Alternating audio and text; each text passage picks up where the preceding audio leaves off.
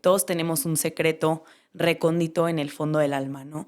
Hay cuestiones que a lo mejor ni siquiera nosotros nos damos cuenta. Yo hasta tengo un recuerdo en el que mi hermanito pequeño estaba llorando, estábamos en casa de mi abuela, estaba llorando y mi mamá se fue a una cena con mi papá o algo así. Y entonces él lloraba y lloraba y mi abuela no respondía porque ella decía que todo esto son experiencias adversas en la infancia que aunque a lo mejor nosotros al día de hoy como adultos no lo recordemos, se quedan grabados en nuestro cerebro, se quedan grabados en nuestro sistema nervioso. Pongamos el ejemplo de una niña que tiene un papá que es agresivo físicamente con ella o verbalmente.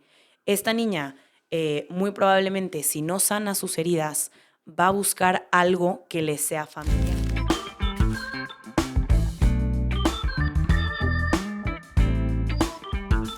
¿Qué tal? Bienvenido a otro episodio más de Real el Podcast con Chema de Anda.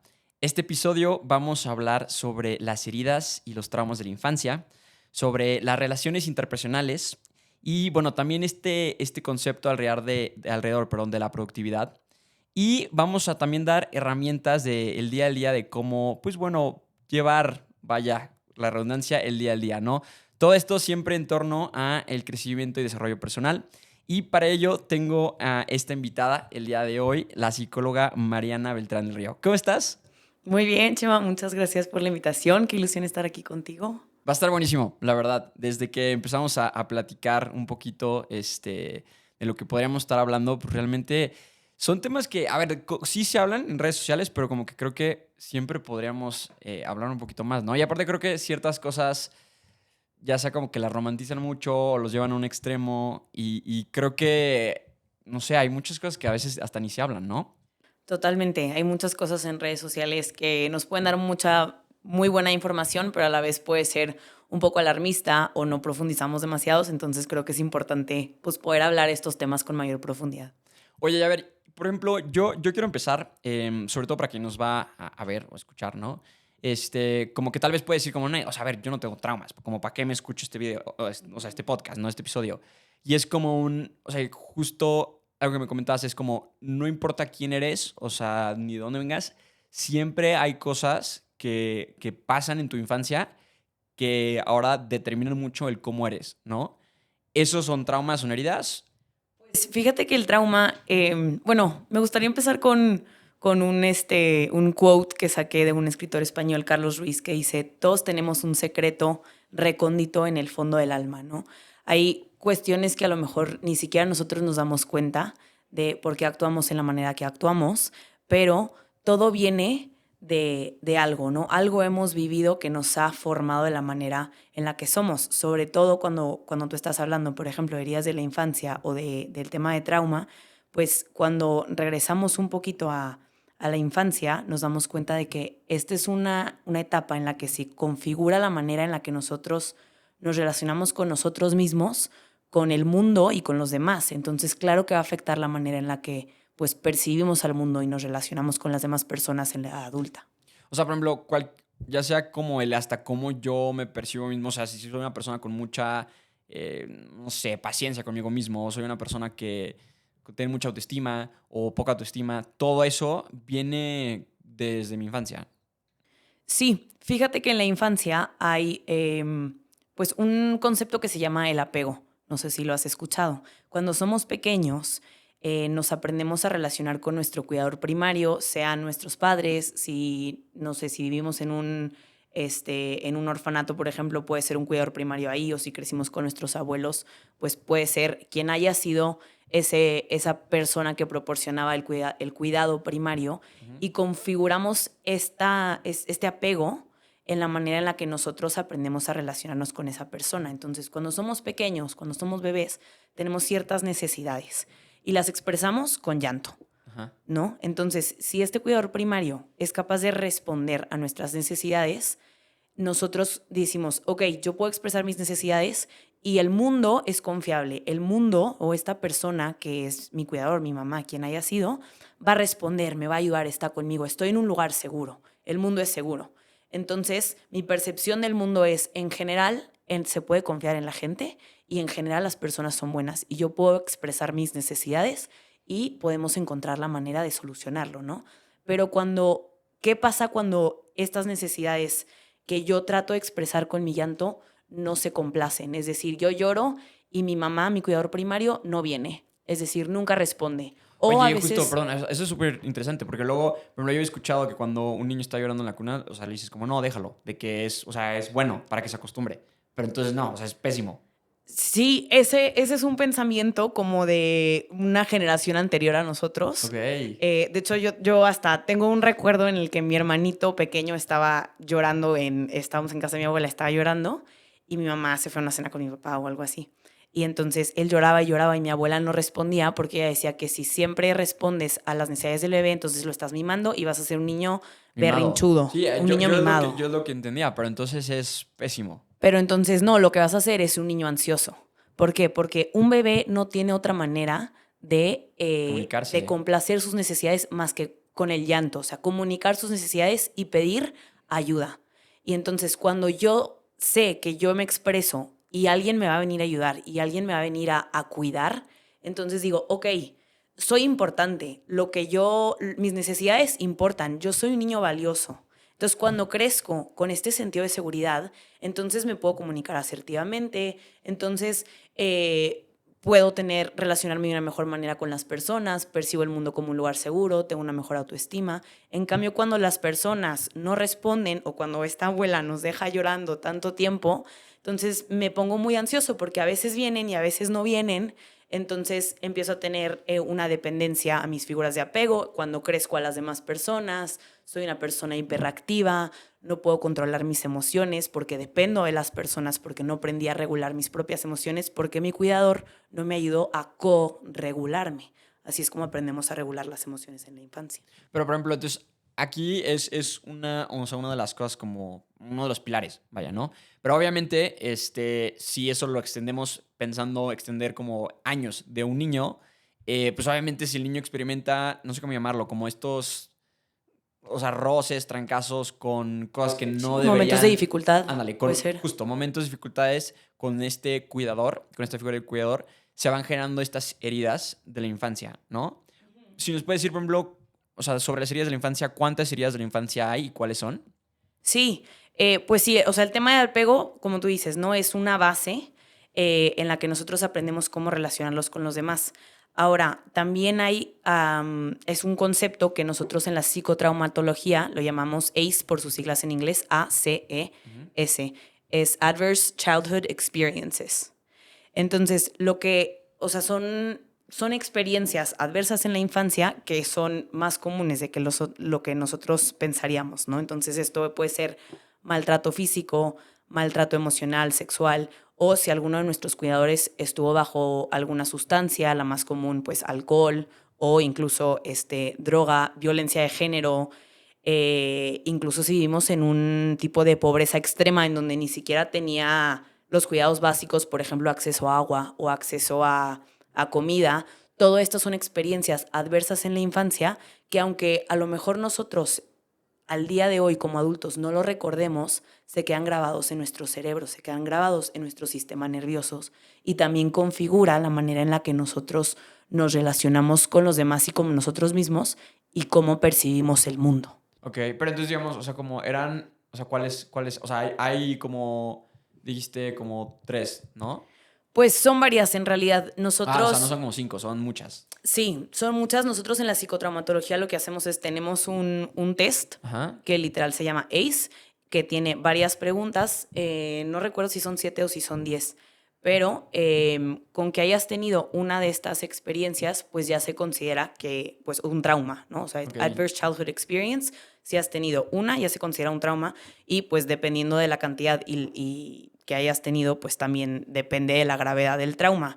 Em, Porque no, o sea, no es lo mismo el trauma, por ejemplo, no sé, que es de varias veces, o sea, repetidamente, o sea, por ejemplo, lo que acabas de decir, ¿no? Si estás en pobreza extrema, o por ejemplo, los papás eran personas violentas, pues obviamente era algo constante, ¿no? A diferencia de trauma de, por ejemplo, de algo que te sucede una vez, ¿no? Totalmente.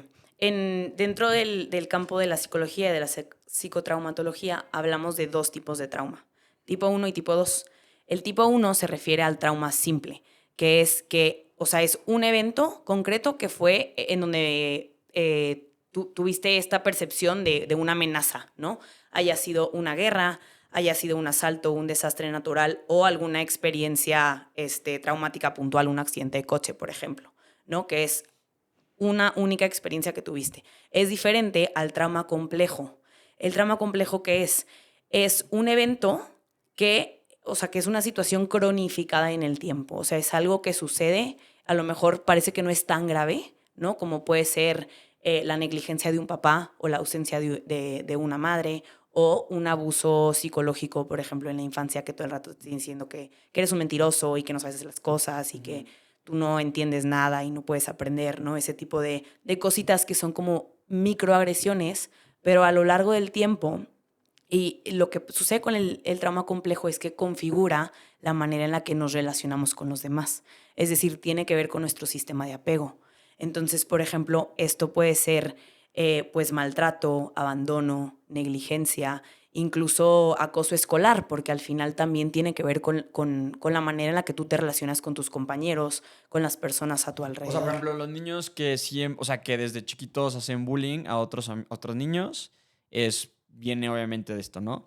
O, por ejemplo, los niños que siempre quieren estar bien y si no están bien, siempre discutiendo que no, no, no, es que yo tengo razón, porque ahí es como, chill, te equivocaste, no pasa nada, ¿sabes? Viene de, o sea, como de estos, como tú dices, como estos trancasitos que se van dando, que moldean completamente la personalidad del niño que tarde o temprano pues va a terminar creciendo, ¿no? Y se vuelve un adulto con estas cosas, ¿no?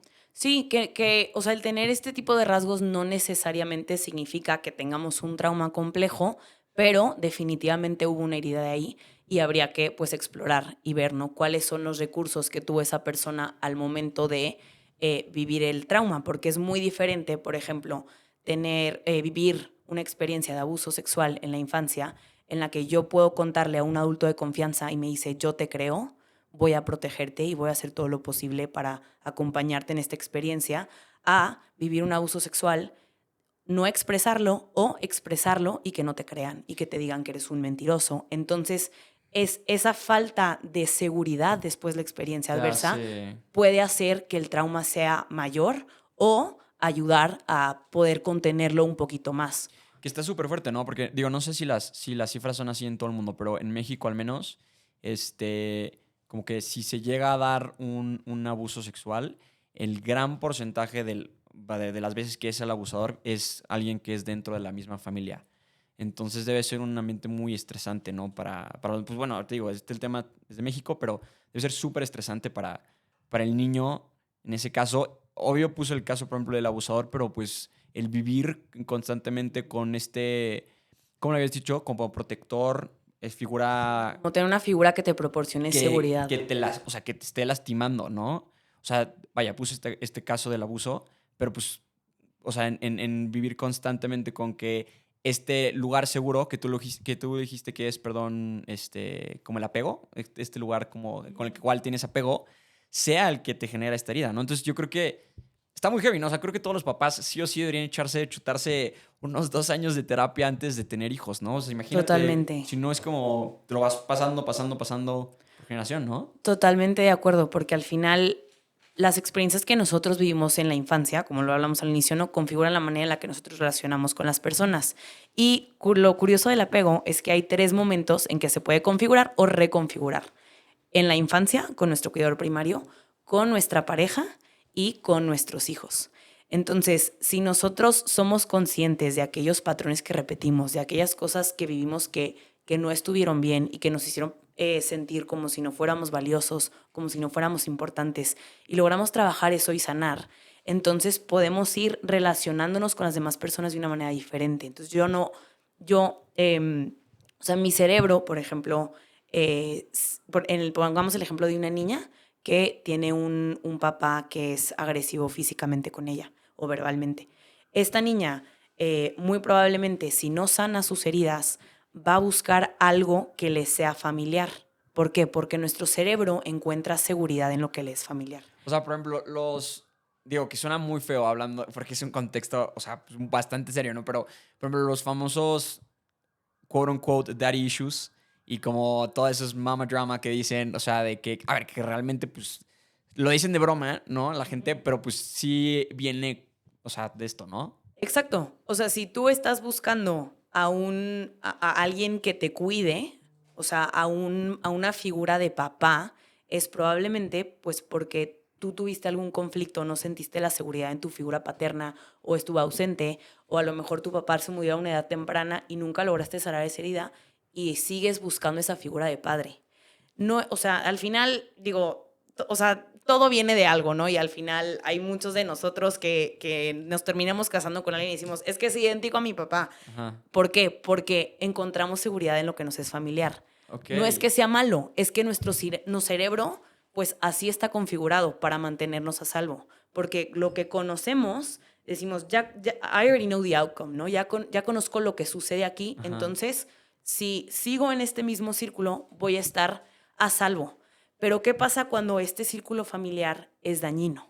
O sea, yo también, por ejemplo, o sea, si yo, o sea, no tuve una buena relación con mi mamá, por ejemplo, pero quieras o no, tengo cierta seguridad con su figura y yo busco una niña igual, por ejemplo, en el caso este, como a este rasgo de seguridad, también es probable que busque, o sea, que esta niña tenga, bueno, no es probable, pues, pero digamos que esta niña tenga esta tendencia como de que me puede dañar y yo decir como, ah, de aquí soy, o cómo. O sea, si tú dijiste que si tu mamá es una figura en la que tú encuentras seguridad, pero al final también te hace Tiene cierto su, ajá, daño. tiene tu tema de que obviamente me Sí, puede estar, o sea, yo puedo seguir o sea, déjame explicarlo, o sea, como yo puedo, en lugar de como captar de que, esta parte es buena en esta niña, o sea, que puede también compartir el rasgo con mi mamá, puedo ver un tema que sea como, yo siento seguridad, ajá, aquí, pero el rasgo que me da seguridad es un rasgo negativo que tenía mi podría mamá. llegar a serlo. Ok, Exactamente. Te ponía el caso, por ejemplo, digo, te repito este ejemplo porque siento que va a quedar más claro, ¿no? ajá, En el caso de esta niña que sufrió violencia por parte de su papá, tiende a buscar a hombres que al principio eran muy amables, ¿no? Pero al final terminaban violentándola verbalmente, violentándola físicamente, y decía, es que no entiendo por qué parecen muy buenos y empezamos muy bien la relación y luego todos terminan haciendo lo mismo. Entonces tenía esta idea de todos los hombres son iguales. ¿Pero por qué todos los hombres son iguales? Porque nosotros tendemos a buscar las cosas que no son familiar. En su caso, su papá, que era su figura de seguridad, de que le proporcionaba amor, también era muy violento con ella. Entonces ella encontraba hombres que efectivamente al principio eran cariñosos y sí le daban amor, pero también terminaban siendo violentos con ella. o sea, no es que todos sean iguales, sino es que esa persona busca siempre a los que son iguales. Sí, por ejemplo, una embarazada. Una embarazada, antes no veía a la gente embarazada por la calle, pero de repente se embaraza o tiene el deseo de tener un bebé y empieza a ver embarazadas por todos lados. O si quieres un perro, un shih tzu, por ejemplo, que te encanta la raza shih tzu y empieza a ver que todos tus vecinos tienen shih tzus, pero nunca te habías dado cuenta. ¿Por qué? Porque tu cerebro activa sistemas que empiezan a darse cuenta de todas estas cosas porque lo desean o porque son familiares, ¿no? Entonces, es muy impresionante la O sea, manera en la entonces, que funciona por nuestro ejemplo, cerebro. ahorita que me brincó eso, digo, es un poquito desviarnos del tema, pero, entonces, por ejemplo, todo el tema de ley de la atracción o de manifestar realmente es no sé cómo llamarlo, pero un reflejo psicológico. Es como yo encuentro y lo que estoy como que aquí internalizando, ¿no? Ujú, exactamente. Ok, está súper cool. Ok, nunca lo había analizado así, pero totalmente. Oye, por ejemplo, a ver, y si en esta parte como de tu lugar seguro, de tu lugar apego, no existe, o sea, por ejemplo, normalmente, digo, yo creo que no siempre se puede tener el mismo outcome, ¿no? El mismo resultado, pero ¿qué características, perdón, tuvieras en una niña que no tuvo papá? O, por ejemplo, un niño que no tuvo mamá. O sea, a veces tienes como estos rasgos. Que, a ver, por decir mamá y papá, realmente puede ser como, o sea, creo que se resume a, o sea, ¿qué rasgos tiene una persona que no tuvo padres? Pues, o sea, creo que depende mucho del caso, porque puede ser que no hayas tenido la figura de papá o mamá o que no hayas tenido a tus padres presentes por que fallecieron a una edad temprana o porque viviste en una casa hogar, pero si tú tuviste una figura de seguridad, pues puede cambiar tu percepción del mundo, O puede sea, es que cambiar tu no hay apego. forma humana que no tengas, o sea, que el ser humano no busque una figura o sea, con la cual tenga el apego. O sea tu cuidador de Lo que quién sabe qué sucede. lado o la señorita de la esquina que un día te agarró y te dijo, bueno, te voy a cuidar, mijo. O sea, no hay forma humana que no tengas esa figura. Pues la vas a tener, o sea, definitivamente la vas a tener, pero no necesariamente va a ser una figura segura. Es decir, por ejemplo, una persona que vivió en un bebé que nació en una familia muy violenta, se va a pegar a sus padres definitivamente. Pero ¿qué va a pasar aquí? Sus padres, la misma figura que le dan amor, supuestamente, también la violentan. También la regañan, le pegan físicamente o consumen alcohol o drogas. Entonces, lo que pasa es que vas a generar un tipo de apego desorganizado. ¿Por qué? ¿Qué significa desorganizado? Que a veces yo me acerco a esta persona porque estoy buscando seguridad y cuidado en la misma persona que me da miedo. Pero yo como niño no tengo ningún otro lugar a donde irme. ¿No? O sea, yo no puedo escapar y decirme, este lugar no es seguro, entonces me voy a ir a otro lado. No, este es mi lugar, este es el lugar que yo tengo disponible, aunque no sea seguro. Entonces vivo con un sistema nervioso hiperalterado, es decir, que siempre estoy generando cortisol, porque yo no sé en qué momento va a llegar va a llegar papá a casa y va a llegar borracho y me va a pegar. O mi mamá a lo mejor no llegaba, ¿no? Entonces no sé si me voy a quedar sola, entonces estoy alterada porque yo no sé, yo no vivo en un ambiente que es predecible. Entonces estoy alterado, tengo mucho miedo y eso en sí, pues por supuesto que es un trauma. Y creo que es algo que pasa, o sea, digo, obviamente el ejemplo fue con este tema de niños, pero por ejemplo, nosotros constantemente, bueno, no quiero decir gracias porque suena bien, pero constantemente a causa de estas heridas podemos estar viviendo casi 24/7 con un cortisol altísimo, ¿no? Entonces la Totalmente. gente se la vive enferma, pues porque el cortisol es, a ver, no como tal es la hormona del estrés, pero pues, o sea, más que nada como que tapa, ¿no? O cómo funciona el tema del Pues en, cortisol. en realidad yo sí podría definir el cortisol como la hormona del estrés. Cuando estamos estresados, nuestro sistema nervioso se altera, se pone en modo alarma y genera cortisol y adrenalina para que yo pueda responder a las exigencias del ambiente.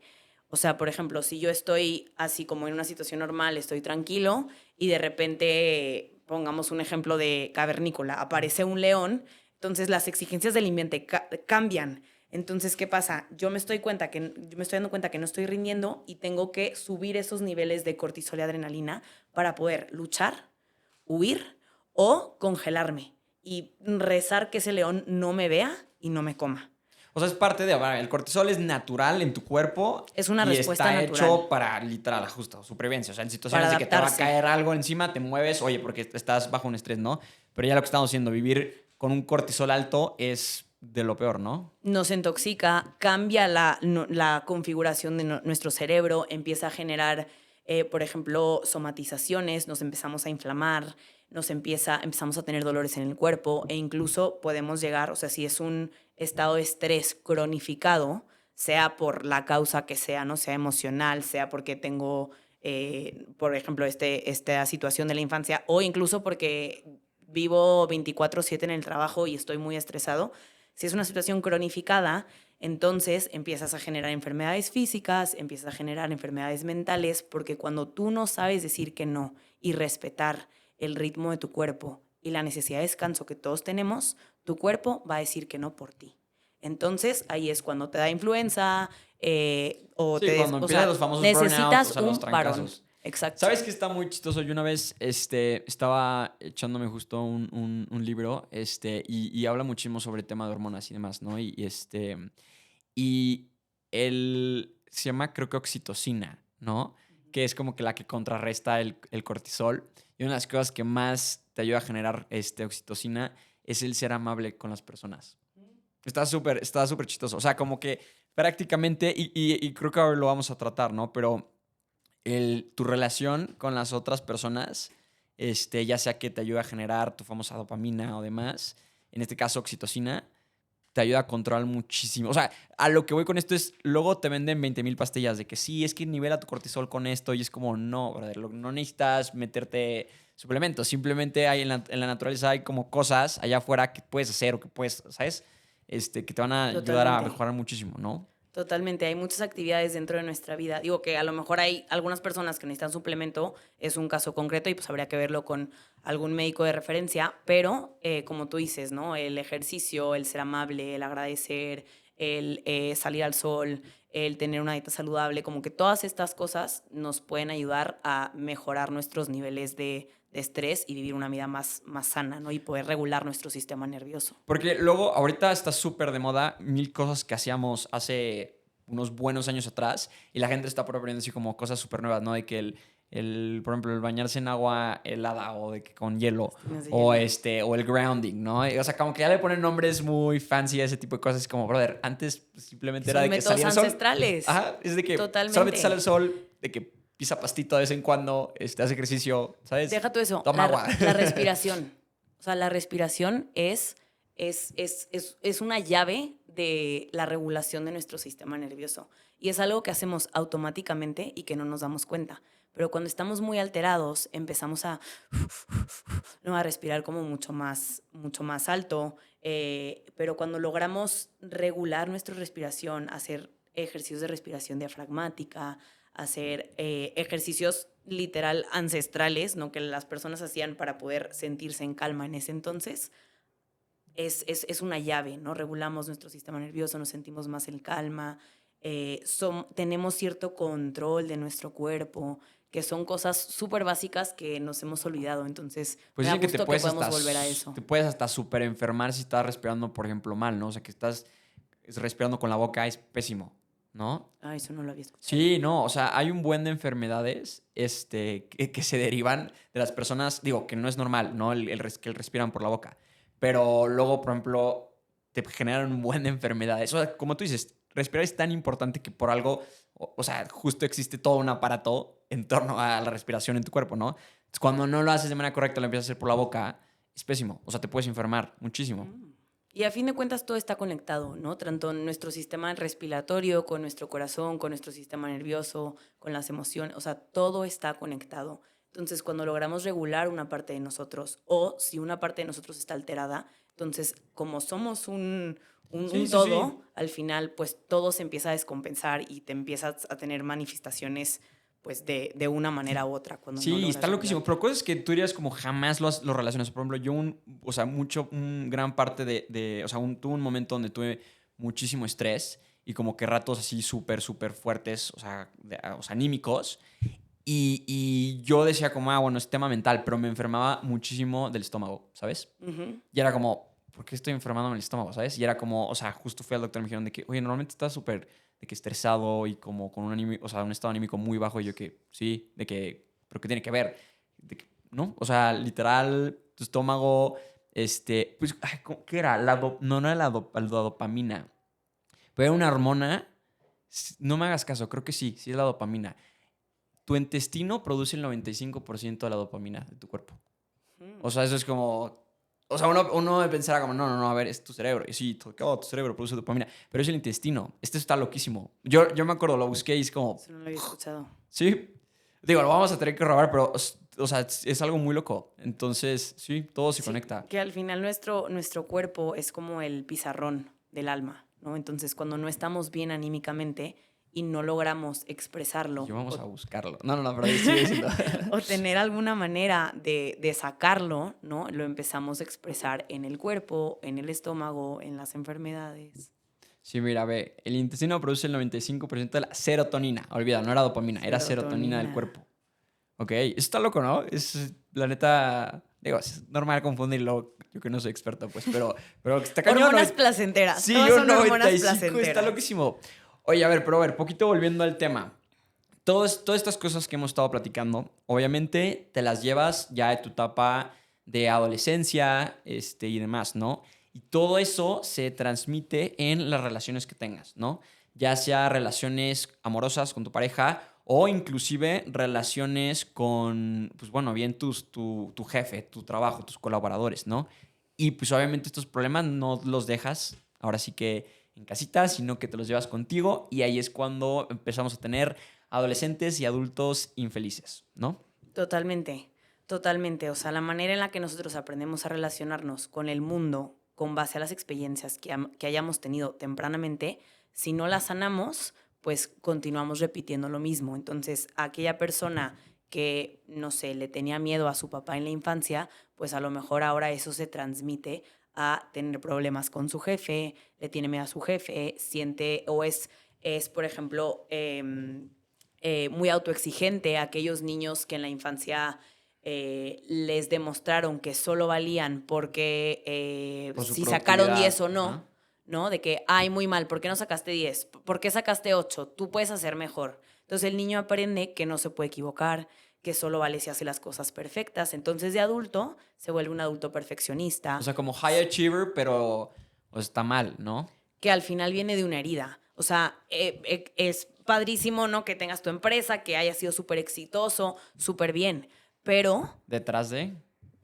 tu cuerpo sigue estresado, tu cuerpo sigue generando cortisol. Entonces, ¿qué hay detrás de todo eso? Eso es lo que hay que ver justamente. O sea, está fuerte. O sea, prácticamente, digamos, no, obviamente no es una regla, pero los high achievers tienden a tener esta herida que me mencionas de que sus papás los querían nada más por sus resultados, Pues ¿no? habría que ver, porque hay muchos hombres en esta sociedad de consumo y de capitalismo y de hiperproductividad que aprenden que solo valen por los logros que tienen. Entonces, pues su vida va configurada a eso, a ser un hombre excelente, a ser un hombre exitoso, pero ¿qué pasa cuando te equivocas una vez?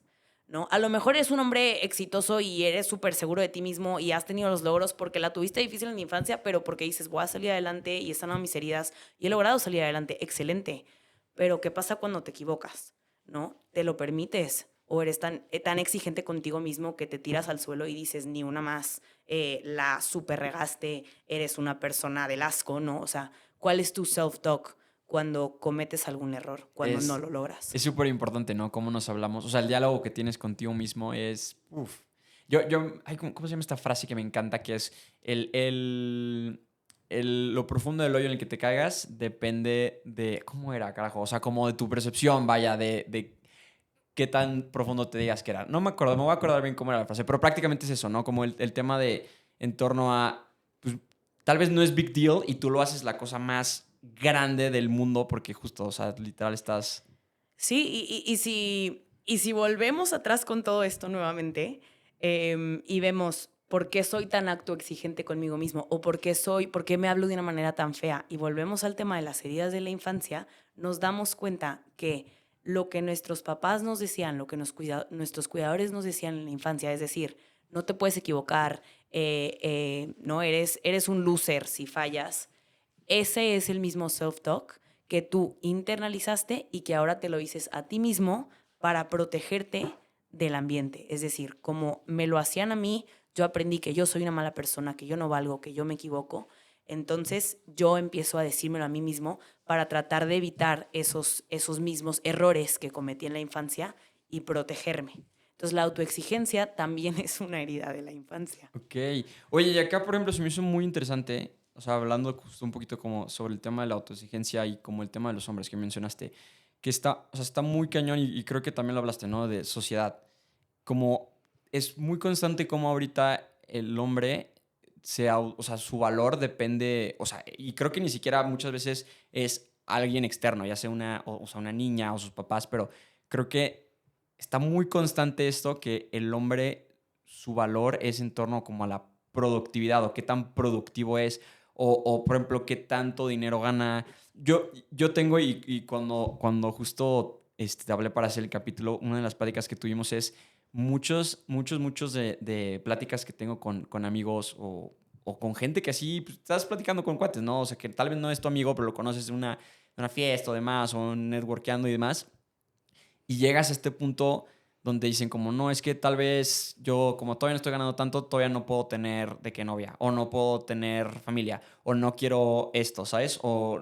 Y es como tu valor como hombre depende de cuánto ganes, de cuánto produces, de tu estatus, ¿no?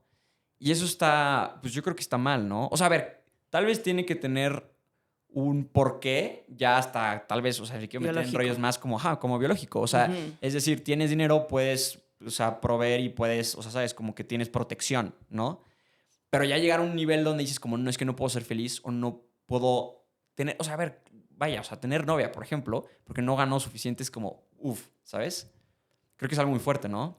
Totalmente. O sea, creo que definitivamente hay una cuestión biológica, ¿no? Este hombre protector, este hombre proveedor, Creo que definitivamente es algo biológico, pero llevarlo a extremos, pues también hace mucho daño, que tiene que ver con nuestro self-talk, que tiene que ver con que nosotros, o que los hombres pudieron haber internalizado que solo vale por lo que tienen, que solo valen por lo que logran.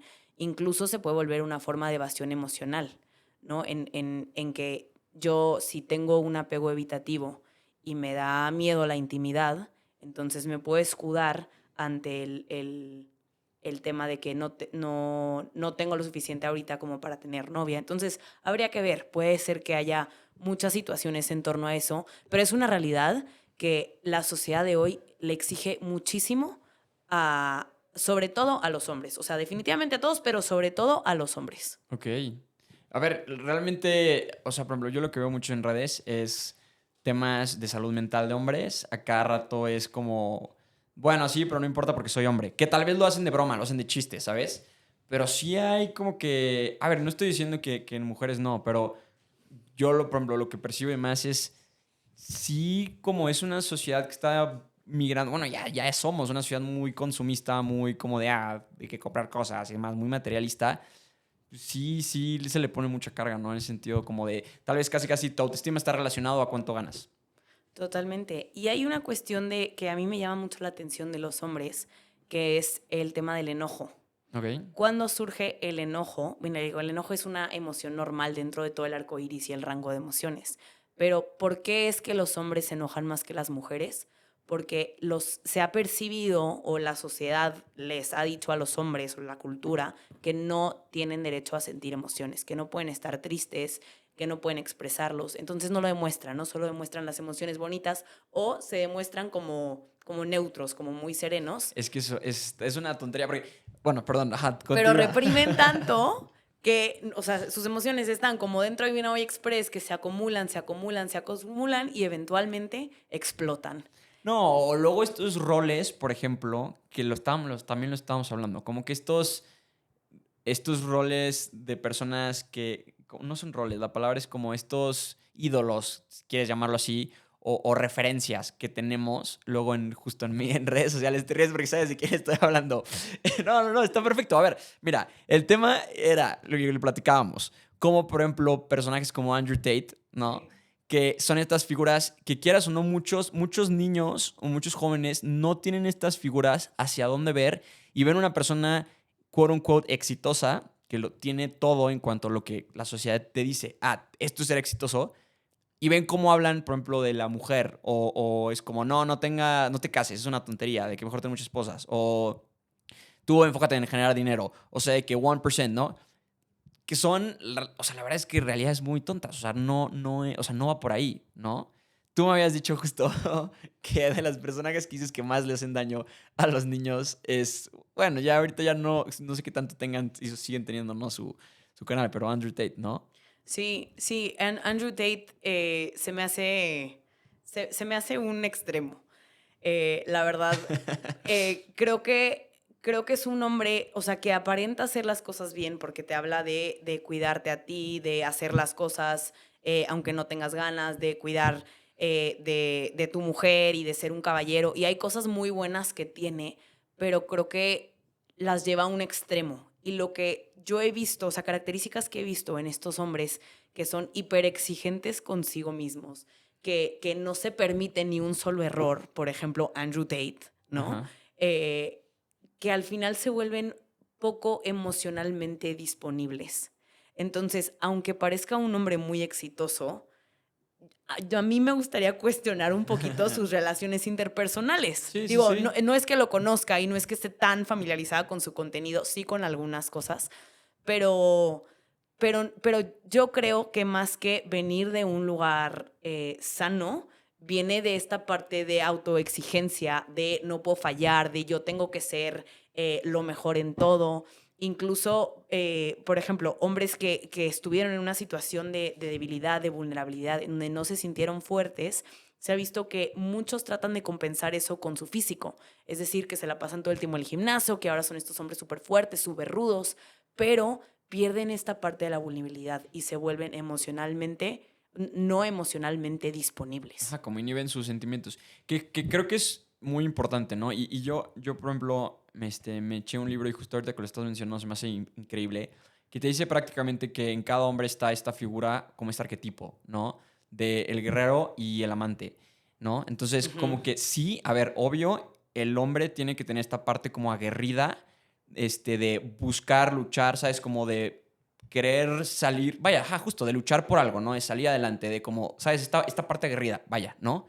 Pero por otro lado también tiene que tener esta parte como de amante, que creo que es esta parte como de sentimientos, ¿no? O sea, Totalmente. y el tema es aquí es encontrar el balance. Si te brincas mucho a que nada más vas a ser un hombre que le das inclinación a tu parte amante, pues viene este tema como de los famosos simp, que es como, ay, no, bueno, es que está bien, no, está bien, ya me lastimó, pero bueno, le voy a dar una oportunidad más. Eso de que, ay, bueno, pongan las personas primero. Es como, no, o sea, no, brother, date tu lugar, ¿sabes? Y esta es la parte del guerrero. Pero si eliminas la parte del amante, justo llegamos a tener Andrew Tates, que es un, no, sentimientos, no, las morras valen, ¿sabes? Es como, La depresión no existe. exacto, sí, es como, o sea, los hombres tienen que tener este balance y ahí es donde empiezas a tener una relación sana, ¿no? Contigo mismo y con las personas. Pero es muy importante tener Totalmente, totalmente de acuerdo entre ese balance. Fíjate que ahorita me recordaste, ¿no? Que hemos tocado alrededor del tema de las heridas de la infancia. Esa parte del guerrero y el amante tiene un rol esencial cuando el niño está creciendo, el hecho de que ese niño pueda tener un padre que le enseñe a luchar, a defenderse, ¿no? Por ejemplo, si el niño está sufriendo bullying en la infancia, que el papá, ¿qué le va a decir? Defiéndete, ¿no? ajá, o de que Pégale, sí, te meto a clases de métele un karate o, derechazo, ajá, exacto, ajá, sí. exacto. Y en cambio su mamá le va a decir, ay, mi amor, qué horror, vamos a hablar con la maestra, vamos a resolverlo. Entonces van configurando estas dos partes del hombre, es tanto el amante como el guerrero. Y es un balance en la que los dos roles como papá son necesarios en la infancia para poder también tener un balance como adulto y poder relacionarte con tu pareja, tanto como protector como amante y estar emocionalmente disponible para poder enamorar a una mujer o para poder enamorarte, ¿no? Sí, que wow, la verdad es que nunca, o sea, yo ya tenía esto en mente, pero nunca lo había pensado así, totalmente, sí, claro, a ver, por algo, sí, por algo es así, totalmente. Y si quieres verlo también ya un poquito más deep down, o sea, las dos son maneras de protección, o sea, Totalmente. ¿sabes? O sea, porque creo que luego también como que se dice mucho como, no, es que el papá es el protector, y es como, sí, obvio, o sea, pero es una parte de protección, pero también esta parte es protección, ¿sabes? Esta parte materna también está protegiendo cierta parte del niño, Vaya, sí. Y que, o sea, en el fondo todos tenemos una necesidad de vincularnos. Un bebé, si le das todos los cuidados necesarios, excepto contacto físico, amor, el bebé se muere. O sea, esto comprobado científicamente. Entonces, todos Wow. tenemos una necesidad de vincularnos y de también ser amantes, de ser amados. Entonces, de hecho, una de las cuestiones por las que yo empecé a estudiar psicología fue porque, o sea, yo creo que mi misión en la vida es poder ayudar a las personas a amarse a sí mismas para poder amar a los demás y también dejarse amar, porque cuántas veces, pues además de que tenemos el negative self-talk y a lo mejor damos y damos y damos y creemos que estamos amando, pero no nos permitimos recibir porque sentimos que estamos en deuda con los demás cuando aceptamos cosas. Entonces, estas tres partes creo que son Importantes. esenciales, ¿no? Amarte a ti mismo, amar a los demás, pero también recibir amor de las demás O personas. sea, tú dirías que o sea, esas dos claves son el pilar de cómo tener relaciones sanas, tanto contigo como con los demás. Sí, o sea, por un lado es el bienestar personal, ¿no? El amarte a ti mismo, el estar, bueno, no significa que seamos perfectos, ¿no? Evidentemente hay partes de nosotros que no nos van a gustar y hay heridas y todos tenemos ángeles y monstruos dentro de nosotros y hay ciertas cosas que nos pueden asustar, pero es querernos no a pesar de nuestras heridas, sino también por nuestras heridas, porque son parte de nosotros. Y también Uf, pues esta parte de, no, uno, mi relación conmigo y el otro, mi relación con los demás. Y aquellas personas religiosas, pues incluso podrían agregar esta relación con un ser superior también. El saberse amados o poder amar o relacionarse con un ser superior. totalmente. Oye, y acá, por ejemplo, pasando un poquito a como que esta otra mini sección, ¿no? Que es como un poquito dando cosas súper puntuales y ahora sí que informativas para... Yo le llamo, a mí me gusta mucho como esta parte de herramientas, ¿no? Ujú. Si nos puedes decir, por ejemplo, hábitos o algo que tú nos recomiendas para justo cuidar esta parte, ¿no? O sea, como de tu salud mental, tu relación contigo mismo. Y bueno, inclusive si quieres darnos obviamente relación con los demás, pero creo que, o sea, ahorita enfocarnos en nosotros, ¿no? ¿Qué hábitos o qué herramientas nos recomiendas para cuidar nuestra relación con nosotros mismos? Súper, sí. Pues mira, se me ocurren 5 cosas esenciales, muy básicas, que probablemente ya todo el mundo sabe, pero necesita que se lo recordemos.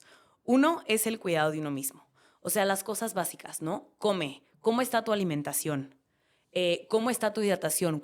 Muchas veces, a muchos de nosotros se nos olvida tomar agua. En México tenemos una cultura de tener nuestra botella de agua por todos lados, pero cuando no estamos hidratados, nos volvemos más irritables. Entonces, las cuestiones de estrés durante el día a día, pues se vuelven menos llevaderas, ¿no? Y dentro de eso también duerme. Duerme lo suficiente, porque además de que vivimos en esta cultura de hiperactividad, necesitamos buscar los momentos de descanso en nuestra rutina, pero también respetar esas 8 horas de sueño que son esenciales. Y esto todo el mundo lo sabe, pero no todo el mundo lo hace. Sí, sí, sí. Segundo, es el tema de saber apoyarte en las demás personas, ¿no? Ya cuido de mí mismo, el tema del ejercicio también, pero poder apoyarme en los demás, ¿no? ¿Cuál es mi red de apoyo y quiénes son las personas con las que yo puedo contar o recurrir cuando quiero contar algo de mi día, sea mi pareja, mi mamá, mi roomie, por ejemplo, ¿no? ¿Quiénes son esas figuras de seguridad en las que yo puedo estar en paz, yo puedo estar tranquila y puedo relacionarme de una manera sana? Que ahí, por ejemplo, un super paréntesis, y está súper padre que lo menciones porque, o sea, como la principal cosa que nosotros podemos empezar a hacer para ser más felices es la relación que tengamos, o sea, con otras personas, en cuanto a relaciones de calidad. De hecho, Ujú. está muy padre. Harvard hizo un estudio de la felicidad y duró 85 años y justo Wow. compararon, usaron, vaya, como sujetos de prueba a estos estudiantes de esta Ivy League, ¿no? Y a personas que tenían menos poder adquisitivo en las zonas de Boston, ¿no? Y los pusieron a hacer este estudio durante 85 años y por encima de, obviamente, qué tan exitosos fueron en temas como laborales o dinero o demás, lo que vieron y el resultado fue que lo que más determinaba qué tan felices eran esas personas era de qué calidad eran las relaciones que tenían. Esto está Totalmente, muy heavy. Sí. totalmente. Como diría Marian Rojas, encuentra tu persona vitamina. O Sí. sea, eso es una realidad. La María Roja es una crack. Es una crack. Me gusta mucho escucharla también. Otra cosa que creo que es esencial es buscar estos parones dentro de nuestro día para hacer como un check-in con nosotros mismos. Porque hay que ver, ¿no? ¿Qué emociones estoy sintiendo? ¿Qué sensaciones tengo yo en mi cuerpo? ¿Y qué necesidades tengo?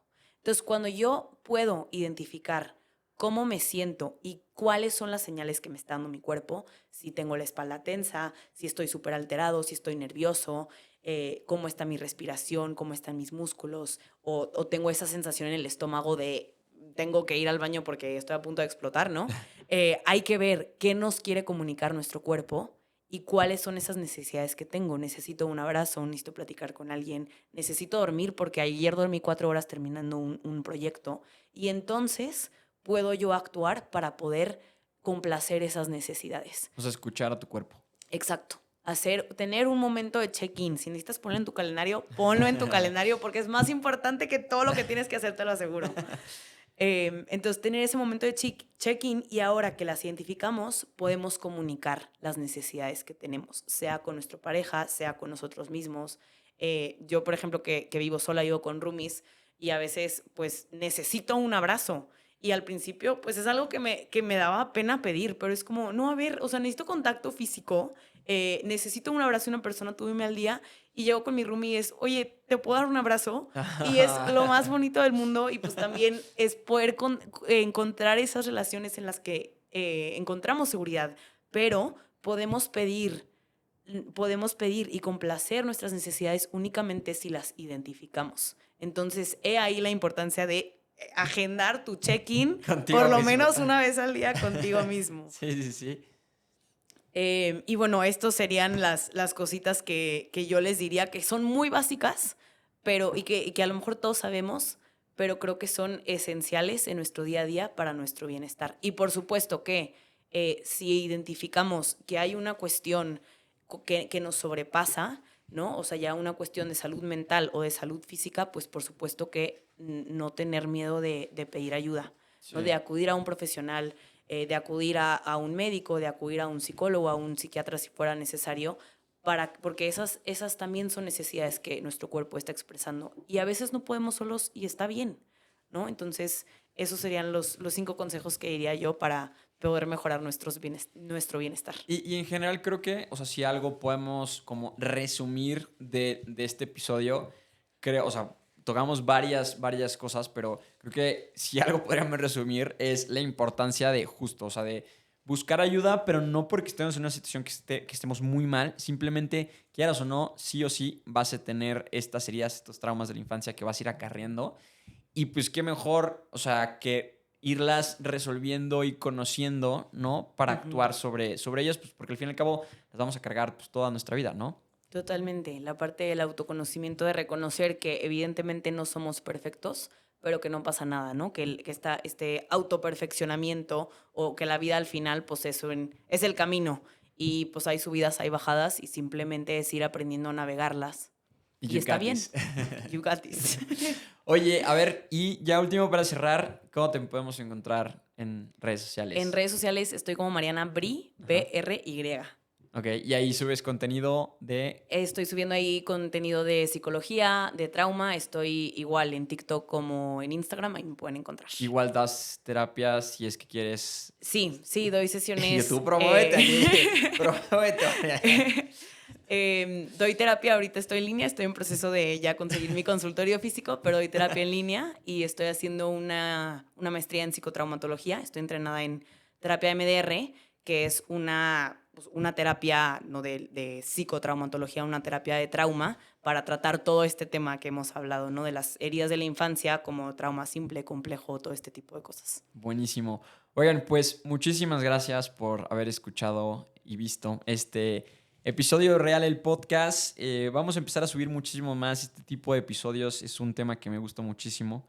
Y pues nada, mil gracias y hasta la próxima. Igual, mil gracias por estar aquí. Muchas gracias, Chema.